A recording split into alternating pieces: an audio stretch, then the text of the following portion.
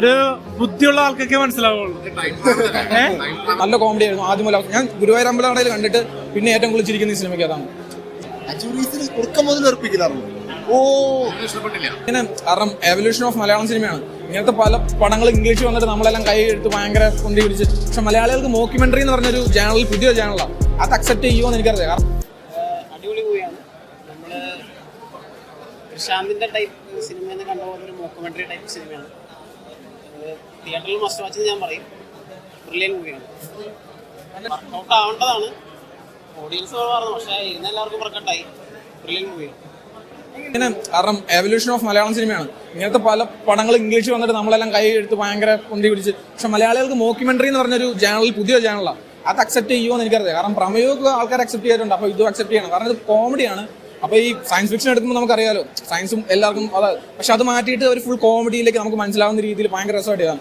Out and out കോമഡിയാണ്. നമ്മൾ ഭയങ്കരമായിട്ട് VFX കിട്ടിലാണ്. കാരണം ഞാൻ കണ്ടതിൽ വെച്ച് നീറ്റ് VFX ആണ്. കാരണം VFXന് വലിയ ആവശ്യങ്ങൾ വരുന്നില്ല, പക്ഷെ ഉള്ളതിലൊക്കെ നീറ്റ് VFX ആയതാണ്. അധികം ഓവറായിട്ടുള്ള VFX ഒന്നുമില്ല, നീറ്റ് VFX നല്ല രസമായിട്ട് ചെയ്യുന്നുണ്ട്. എനിക്ക് കണക്ട് ആയി. നല്ല കോമഡി ആയിരുന്നു ആദ്യം മുതൽ. ഞാൻ ഗുരുവായൂർ അമ്പലനടയിൽ കണ്ടിട്ട് പിന്നെ ഏറ്റവും കൂടുതൽ ചിരിക്കുന്ന ഈ സിനിമയ്ക്ക് അതാണ്. പക്ഷേ കംപ്ലീറ്റ് കോമഡി അല്ല, എന്താ പറയുക, 3-4 പേരേ ഉള്ളൂ ക്യാരക്ടറായിട്ട്. അത് മാത്രമല്ല 1-2 ലൊക്കേഷനേ ഉള്ളൂ. അത് വെച്ച് ഇങ്ങനെ ഒരു ഫുൾ ഓഫ് ചെയ്യാന്ന് വെച്ച് കഴിഞ്ഞാൽ നിസ്സാര കാര്യമില്ല. സ്ക്രീൻ പ്ലേയും ആക്ടിങ്ങും എല്ലാം നല്ല രീതിയിൽ കട്ടക്കി നിന്ന് കഴിഞ്ഞാലാണ് അതൊക്കെ നിൽക്കാൻ പറ്റും. പെർഫോമൻസ് എല്ലാവരും ഒന്നിനൊന്ന് കട്ട് ചെയ്യുന്നു. കാരണം പറഞ്ഞാൽ ആകെ 3-4 ക്യാരക്ടറുള്ളൂ. ഇവരൊരാൾ വെറുപ്പിച്ച് കഴിഞ്ഞാൽ ഫുള്ള് പടം വെറുപ്പിലാവും. പക്ഷെ ആ 2.5 മണിക്കൂർ ഫുൾ ഓഫ് ചെയ്യാന്ന് വെച്ച് കഴിഞ്ഞാൽ അവരുടെ കാലിബർ ഓർത്തേക്ക്. അതുപോലെ അജു വർഗീസിനെയൊക്കെ ഞാൻ മറ്റേ പടക്കം സെൽഫിക്ക് അതൊക്കെ കണ്ട അജു വർഗീസ് നേരെ വന്നിരിക്കും. ലുക്കൊക്കെ ഭയങ്കരമായിട്ട് അജു വർഗീസൊക്കെ പെർഫോമൻസ്, ടൈമിങ്. ഗണേഷ് കുമാറിന്റെ ഒക്കെ ഞാൻ ചിരിച്ചത് ഒരു, കാരണം അവർ AI വെച്ച് വരെ ചിരിപ്പിച്ചിട്ടുണ്ട്. പിന്നെ എല്ലാം അറിയാലോ മുഴുവൻ.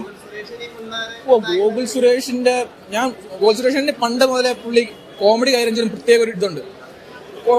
ടൈമിങ് ഒരു രക്ഷയില്ല. ഗോകുലേട്ടന്റെ കോമഡി ആയാലും ആക്ടിങ് ആയാലും പുള്ളിയുടെ സാധനമുണ്ട്. നമുക്ക് ഭയങ്കരമായിട്ട് ഫീൽ ചെയ്യും. കിട്ടില്ലെന്ന് വെച്ചാൽ കിട്ടില്ല. എനിക്ക് ഭയങ്കര ഇഷ്ടപ്പെട്ടു. അനാർക്കലി കൊള്ളാൻ കേട്ടോ. എനിക്ക് അനാർക്കലിയുടെ പേഴ്സണലി എനിക്ക് ഭയങ്കര ഫാനാണ്. ഇതൊക്കെ കിടലാണ്. ഇവിടെ വോയിസ് ഓവർ ചെയ്താൽ മല്ലിക സുമാരനൊക്കെയാണ് അങ്ങനത്തെ കുറച്ച് AI സാധനമൊക്കെ വെച്ചിട്ടുണ്ട്. അങ്ങനെ വോയിസ് വെച്ചിട്ട് അവർ കുറേ സാധനങ്ങൾ ചെയ്തിട്ടുണ്ട്. വ്യത്യസ്തമാണ്, ഭയങ്കര വ്യത്യസ്തമാണ്. പക്ഷേ അത് ഇപ്പോഴത്തെ അവിടെ ഓഡിയൻസിന്റെ കാര്യമാണ് അക്സെപ്റ്റ് ചെയ്യുക എങ്ങനെയാണ്. എനിക്കിങ്ങനെ റെഡ് റൈ എന്ന് പറഞ്ഞ പണ്ടൊരു പടം ഇറങ്ങിയിട്ടുണ്ട്, പ്രമേയത്തിന്റെ പഴയ ഡയറക്ടർ. എനിക്കൊന്നും മനസ്സിലാക്കാനുള്ള പ്രായമില്ലായിരുന്നു. ഞാൻ പൊട്ടപ്പടം എന്ന് പറഞ്ഞ് തള്ളിക്കളഞ്ഞു. പക്ഷെ ആൾക്കാർ ഇപ്പം വന്ന് evolution of Malayalam cinema accept ചെയ്താൽ പറ്റൂ. കാരണം ഇനി അങ്ങനത്തെ പടങ്ങൾ, കാരണം ഇത് അക്സെപ്റ്റ് ചെയ്താൽ ഇങ്ങനെയുള്ള പടങ്ങൾ ആൾക്കാർക്ക് എടുക്കാനായിട്ട് തോന്നുള്ളൂ.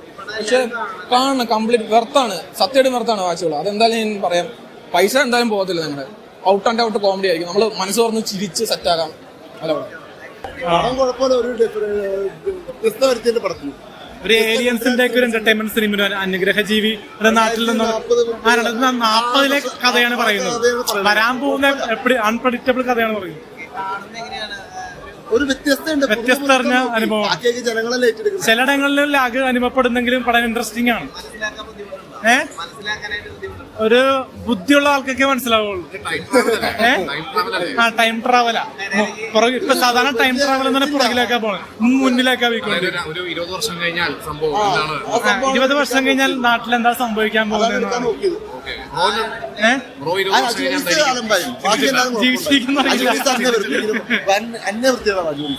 മറ്റേ ഗണേഷ് കുമാറും സുരേഷ് ഗോപിയുടെ മോനൊക്കെ അടിപൊളിയാണ്. ആ പെങ്കൊച്ചാൻ അജുരീസിന് കുറുക്കം മുതൽ ഉറപ്പിക്കലായിരുന്നു. അജുരീസ് വെച്ച ബാക്കി പടത്തിലെല്ലാം ഓക്കെ. ഒരു ഫാന്റസി ആയതുകൊണ്ട് അങ്ങനെയൊക്കെ മേക്ക് ചെയ്യാൻ പറ്റും. വ്യത്യസ്ത സിനിമയാണ്. അല്ല, ഞാൻ ജീവിച്ചിരിക്കുന്ന ഉറപ്പില്ല, പറയാൻ പറ്റില്ല.